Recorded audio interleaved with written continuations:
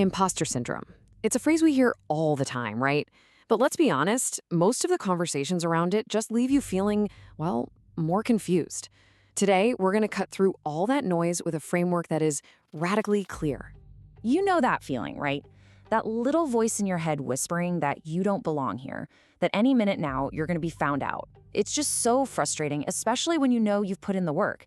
But that feeling just clings to you. And here's the problem. Most of the advice is just vague. It gets all caught up in the why you feel this way, but it never actually defines what it is we're even talking about. Well, we're going to change that. We're going to use a simple, really powerful model that acts like a map to help you find out where you really are.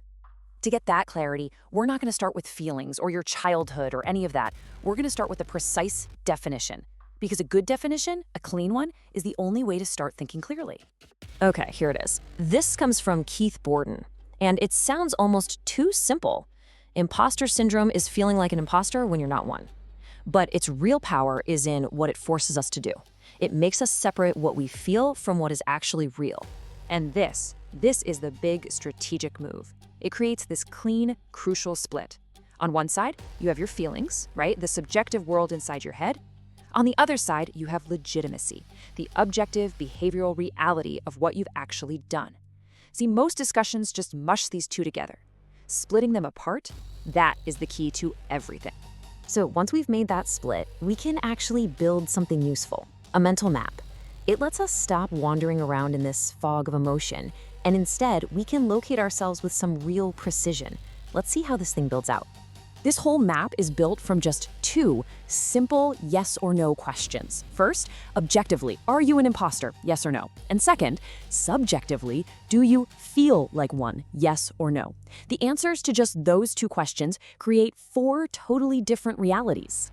All right, let's start filling in the map. What happens when you are objectively not an imposter, but subjectively you feel like one? Boom, right there.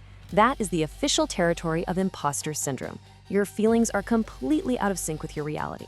Now, what's the goal? Where are we trying to get to? It's right here. You are not an imposter, and you don't feel like one. This is the healthy target state. You are legitimate, you're calm, and you're aligned. This is where you want to live. Okay, now things get really interesting. What if you are an imposter and you feel like one?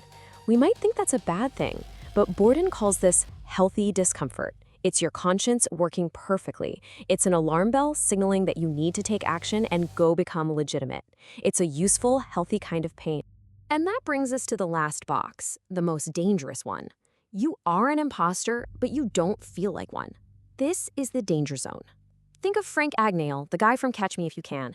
And yeah, we're talking about the book here, not the movie, which is a fun little ride for those who prefer Hollywood chase scenes to, jaw-dropping reality. This is the con artist quadrant. So you see, this map actually has a moral hierarchy to it. The best place to be is that healthy target state. The next best, surprisingly, is healthy discomfort because it leads to growth. Then you've got imposter syndrome, which is where the work lies. And the absolute worst place to be? The danger zone, which tells you something profound. Feeling bad isn't always bad, and feeling good is not always good. So what do we do with all this? Well, the map doesn't just tell you where you are, it tells you what kind of work you need to do. Is this a psychological problem, or is it a practical one? And this is what makes this framework so incredibly useful. If you're dealing with imposter syndrome, you're legit, but you feel like a fraud. The work is psychological. But if you're in that state of healthy discomfort, you're not legit and you know it, the cure isn't mindset. The cure is practical work. It means go build the skills, go get the experience, go earn your legitimacy. This all brings us to the real core takeaway of this entire framework. It's a final idea that should reframe how you think about these feelings from now on. Just think about that for a second. Your feelings are not the measurement of your legitimacy. Reality is the measurement. Your discomfort, that feeling of being an imposter, might be the healthiest thing about you, if it's actually pointing you toward the truth. So I want you to take a moment and look at this map.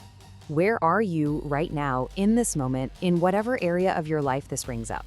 Are your feelings aligned with your reality? And most importantly, what is the real work that this map is calling on you to do?